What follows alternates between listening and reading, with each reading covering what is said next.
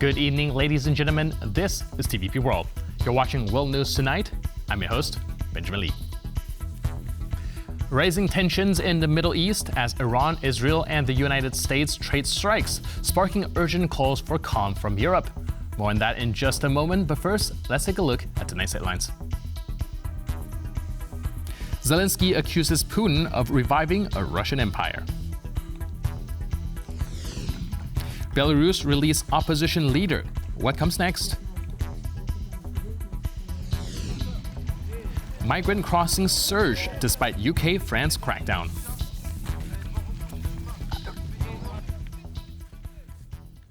The world awaits Iran's response after the United States joined Israel in a sweeping military strike targeting Tehran's key nuclear sites. As missiles pounded Israeli cities, European leaders called for restraint, but Iran's president told France that the United States must be held accountable for its aggression. Diana Skaya reports. All eyes were on Iran overnight as U.S. bombers struck deep into the Islamic Republic late on Saturday, targeting its nuclear sites, long before U.S. President Donald Trump's self-imposed two-week deliberation deadline. Within hours, global tensions soared. A short time ago, the U.S. military carried out massive precision strikes on the three key nuclear facilities in the Iranian regime.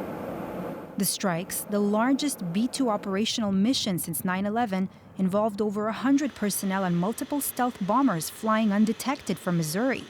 At a Pentagon briefing on Sunday, the U.S. Defense Secretary emphasized the mission's secrecy and months-long preparation, calling the attack an incredible success, meaning that the United States now has fully joined Israel's military campaign against Iran, marking a dramatic escalation in the Middle East.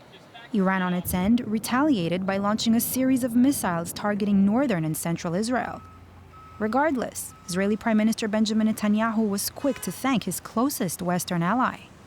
The United States attacked Iran's three nuclear facilities, Fordo, Natanz and Isfahan. In doing so, the United States continued the attacks by the IDF and the Mossad on Iran's nuclear program, which threatened our very existence and jeopardized the peace of the entire world. Iranian Foreign Minister Abbas Araghchi warned that the U.S. strikes would have everlasting consequences.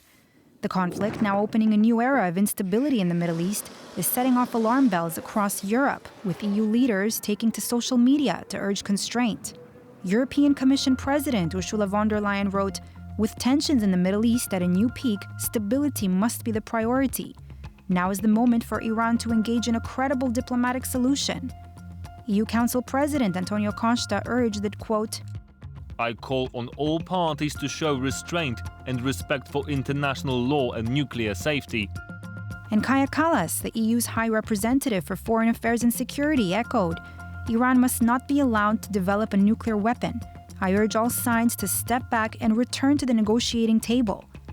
Other leaders, including French Foreign Minister Jean-Noël Barrot, Finland's President Alexander Stubb, and British Prime Minister Keir Starmer also urged all to quickly find a negotiated solution to the conflict. And as EU foreign ministers prepare to meet in Brussels on Monday, Iran's top diplomat Abbas Araghchi heads to Moscow for talks with his Russian counterpart, President Putin, a signal that Europe's window for diplomacy may actually be narrowing. And while the UN Security Council is set to meet on Tehran's request, fears of a much broader regional war remain. For TVP World, I'm Diana Skaya. As the U.S. step up its military presence in the Middle East, concerns are growing in Ukraine over what this shift could mean for American support. We go now to Kyiv, where our correspondent Oz Chatterjee is standing by with the latest. Oz, so what are officials in Kyiv saying about the possible impact on military aid and its strategic focus? Well, what we're hearing from officials is support for the U.S. action against Iran's nuclear program. It must be stated that Iran's involvement in Russia's war against Ukraine has hardened some people here to the threat posed by Iran. The President Volodymyr Zelensky spoke out, accused Putin of defending Iran's nuclear program. That was in a statement he released earlier. Let's take a quick listen to that. саме та площина, яка This destruction of life is the feature that unites Russia with regimes like the current ones in Iran and North Korea. Russia is now trying to save the Iranian nuclear program. There cannot be any other possible explanation for their public posturing and non-public activity regarding this issue. When one of their accomplices loses the ability to export war, Russia is weakened and tries to interfere. It's so cynical, and it proves time and time again that aggressive regimes cannot be allowed to unite and become partners. When Iranian Shahid drones, which are now much upgraded, and North Korean ballistic missiles, also now upgraded, kill our people in Ukraine, it's a clear sign that global solidarity and pressure are not strong enough. та глобального тиску недостатньо. Now, I'm out here outside the foreign ministry in Kyiv. Now, they have published a statement also going further in that language of support, saying the Iranian regime's aggressive actions and long-standing destructive policy aimed at undermining global peace and security, particularly its hostility toward Israel and others, have led to the current situation. So it's very clear where Ukraine stands on this. On paper, diplomatically. However, there are some concerns behind the scenes about how the situation will impact aid to Ukraine. Commander Sirsky, the commander-in-chief of the Ukrainian Armed Forces, speaking on Sunday about the difficulties Ukraine's air defenses are going through with that shortage of air defense ammunition. They need to defend their skies from attacks such as those awful attacks last week on the 17th of June, which killed 30 people.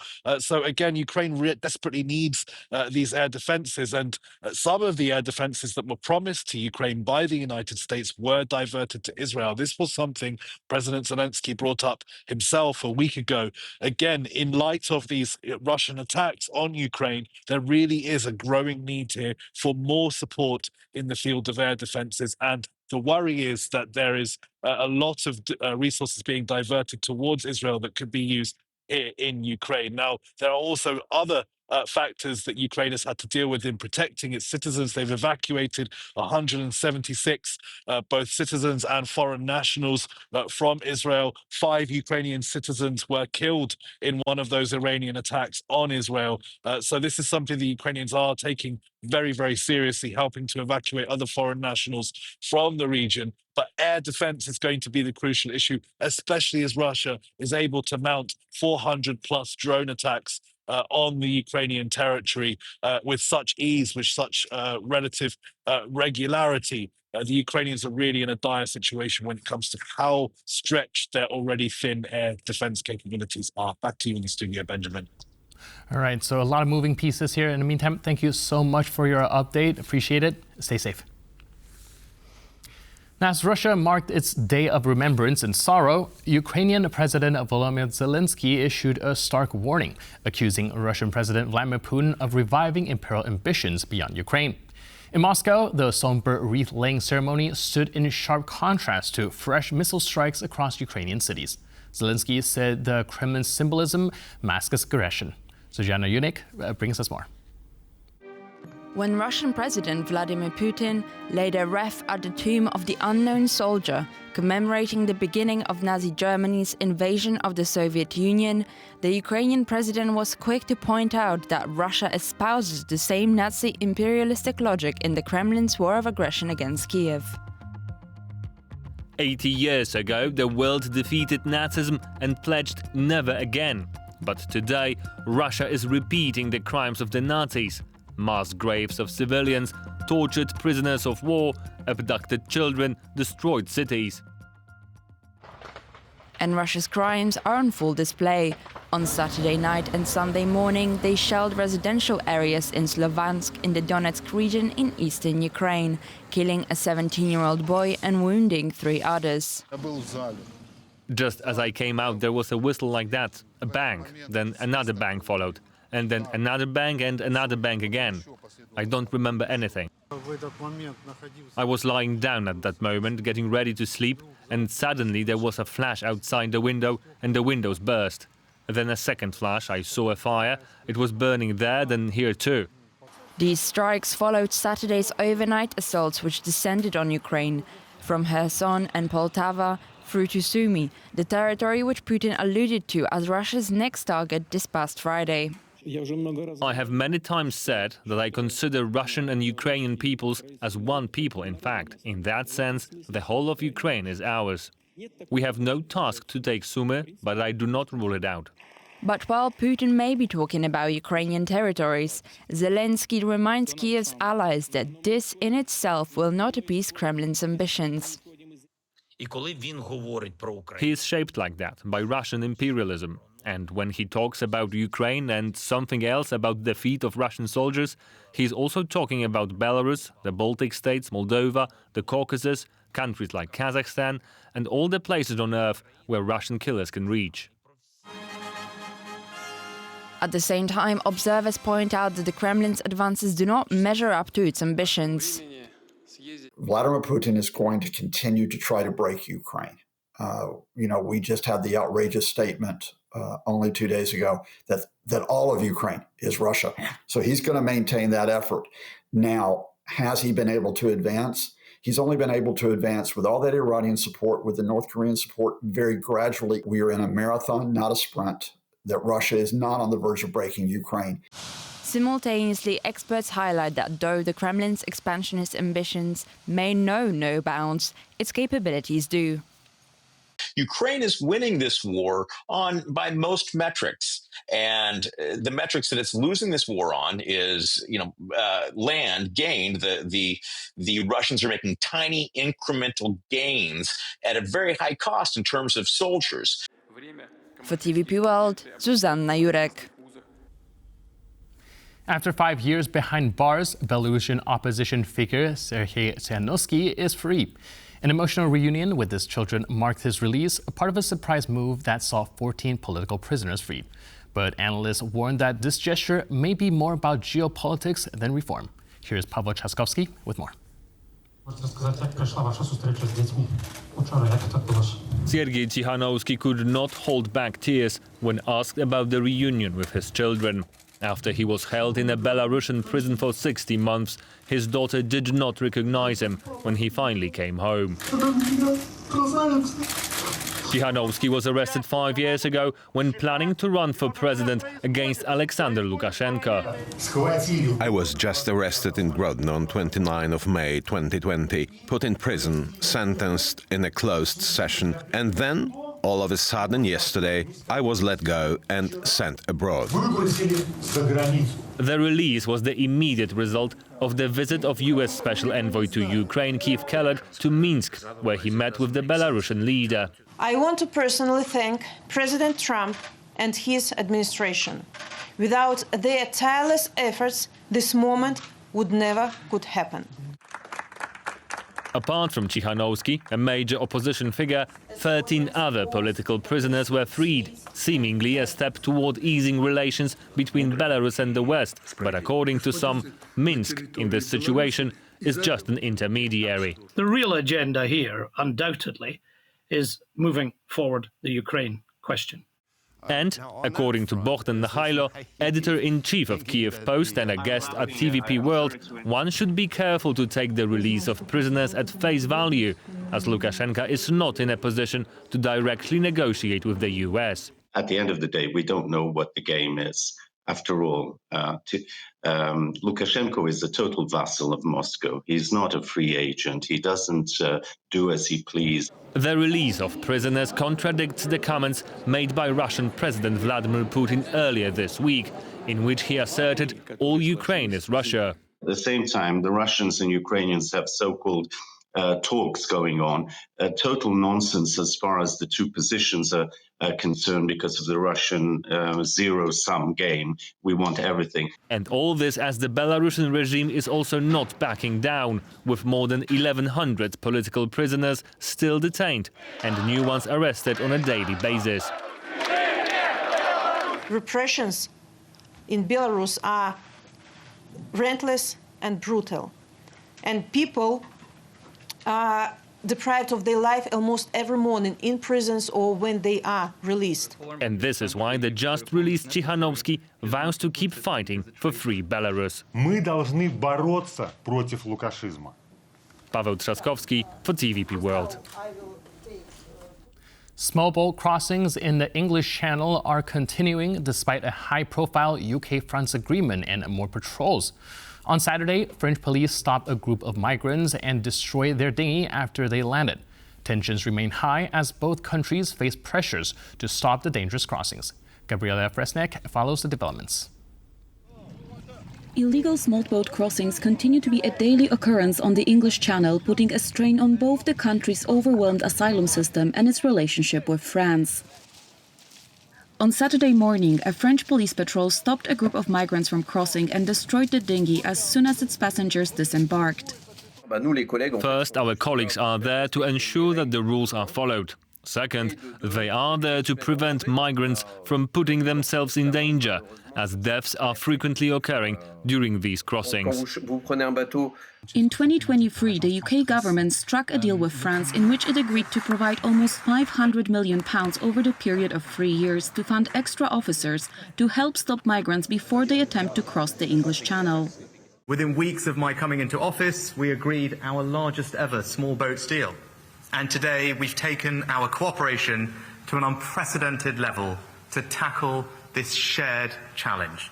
Members of NGOs providing aid to migrants report that the effects of increased surveillance can be felt on the ground.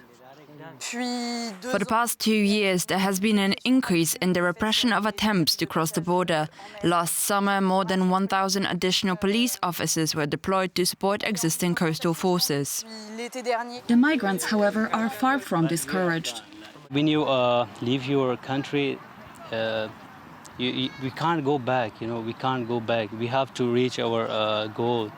You risk death crossing the water, but since I've taken other difficult routes, this one seems easy in comparison.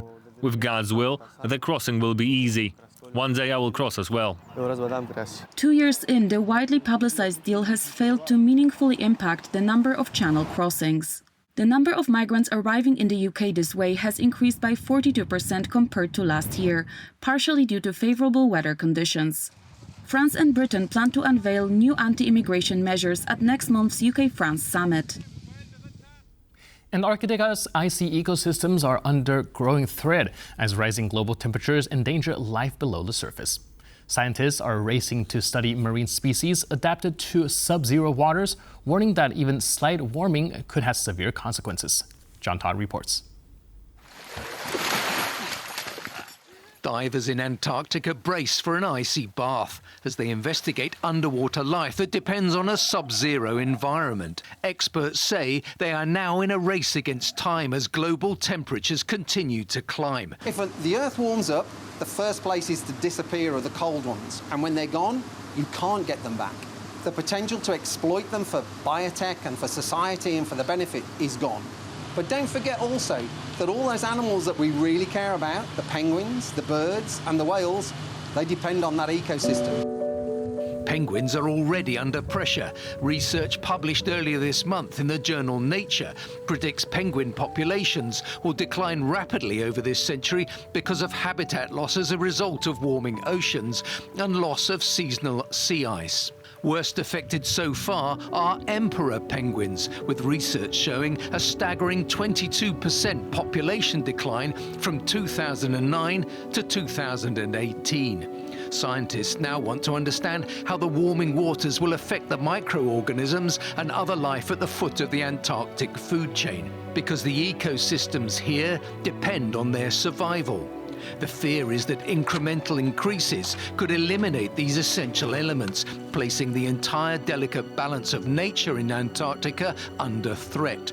Scientists say measures are urgently needed to tackle climate change and preserve the fragile ecosystems that sustain the Antarctic's inhabitants. John Todd for TVP World. As Washington shifts attention back to the Middle East amid escalating tensions, questions arise over how this refocusing affects the crisis in Ukraine, particularly the timeliness of aid, diplomatic leverage, and geopolitical balance. Are U.S. strategic priorities becoming overstretched or recalibrated? Joining us to explore the implications is Alberto R. Cole, professor of law at DePaul University, whose expertise span U.S. foreign policy, defense strategy, and global diplomacy. Hello, sir, and welcome to TVP World. It's always a pleasure. So how would you assess this vertical shift of U.S. attention from to the Middle East and its implications on Ukraine? Well, so the Trump administration has made it very clear since February, at least, that the United States is not going to take primary responsibility for Ukraine's security and for keeping Russia from dominating Ukraine. That is going to fall to our European allies. The United States, of course, I think will be very interested in selling, continuing to sell advanced technology to our European allies and to Ukraine, but those funds are going to have to come from Europe.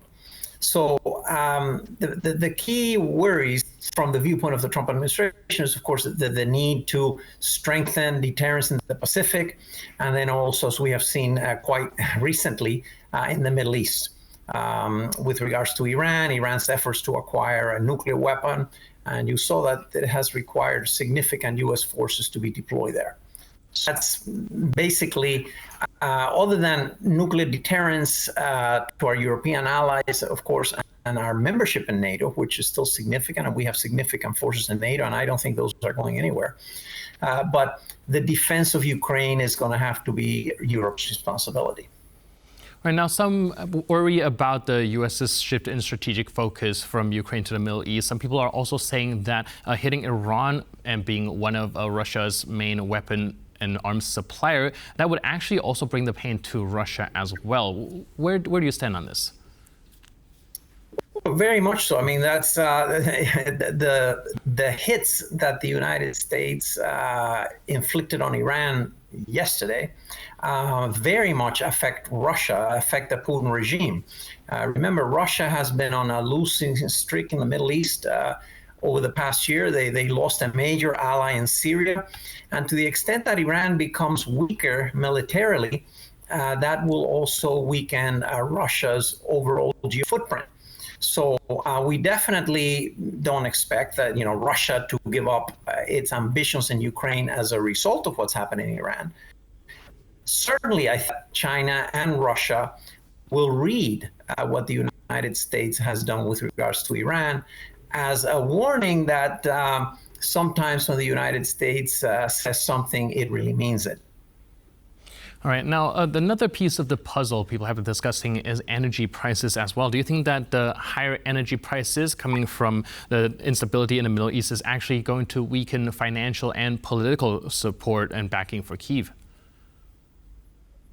Not necessarily. First of all, we have to see exactly.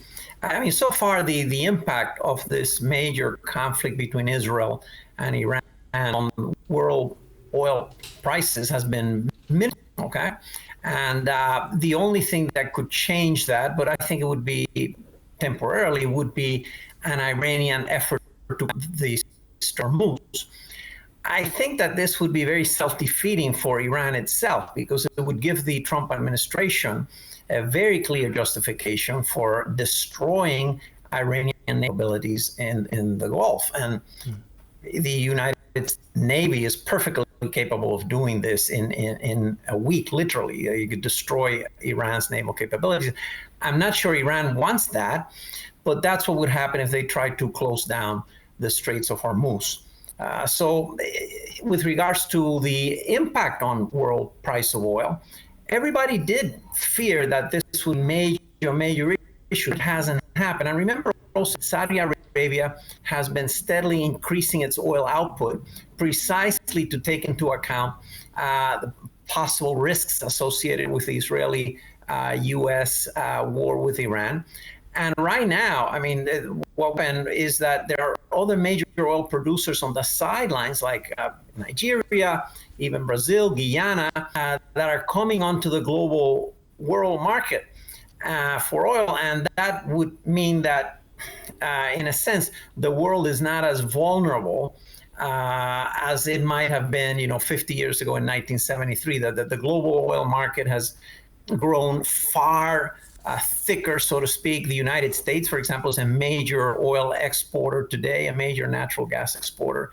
So these things mean that I'm not sure that we are going to see a major spike in global oil prices sufficient to cause pain to the United States or to Europe. All right, now another piece of the puzzle that I would like to rope into a U.S. broader kind of strategic calculus is the involvement of Belarus. We've recently seen Kellogg kind of engage with them in a strategic negotiation. How does that fit into the whole picture and Washington's strategic calculations? Yeah, I thought a clever move, on the part of the Trump administration to send General Kellogg there. And it's Lukashenko, even though right now he's a satellite of Moscow in many ways, he's not altogether happy with the very subservient role that he plays with regards to Russia.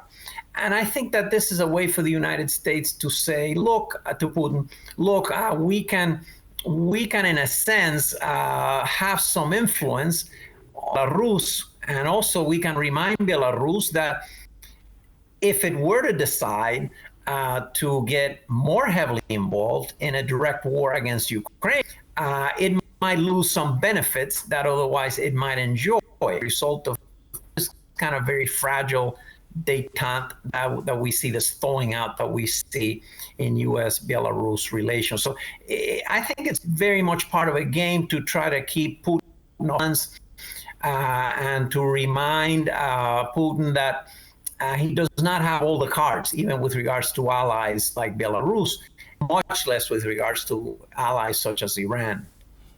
Do you think that this would realistically give U.S. enough leverage or even some sort of leverage over Russia by engaging with Belarus in this kind of way?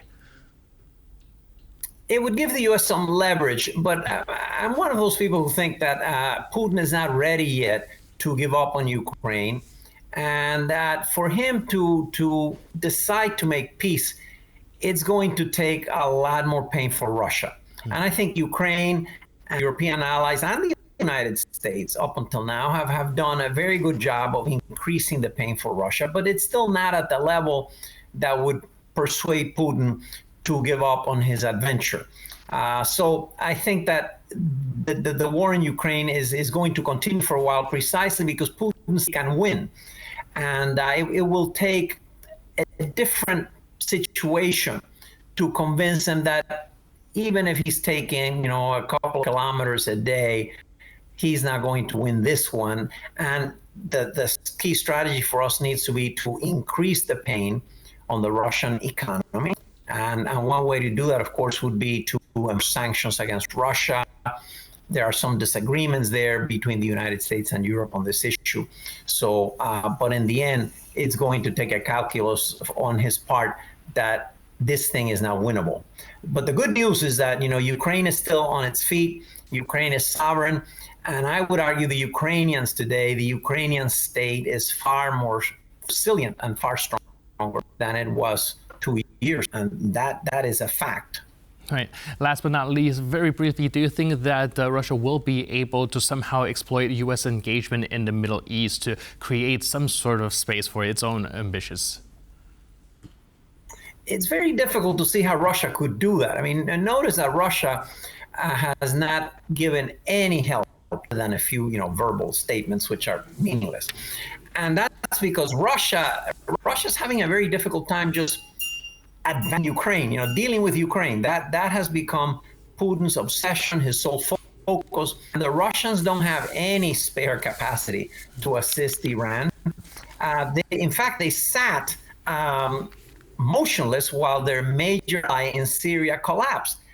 That, by the way, an easier operation for Russia to try to intervene in, but they didn't. They just can't. They don't have the capacity right now to do that. So at this point, it's very difficult what Russia could do to insert itself into the Middle East. Remember, a few days ago, President Putin said, I'll be happy to mediate in the war between Iran and Israel. And President Trump very sharply said, look, why don't you start getting your own that you caused? And then after you settle that one, then we can talk about what you can do in the Middle East. All right. Thank you so much for your input and insight. Really appreciate it. And thanks for being with us on TVP World. It's always a pleasure. Thank you. Thanks. And thank you for tuning into this edition of World News Tonight. But for more news, update, and commentary, please stay tuned to TVP World.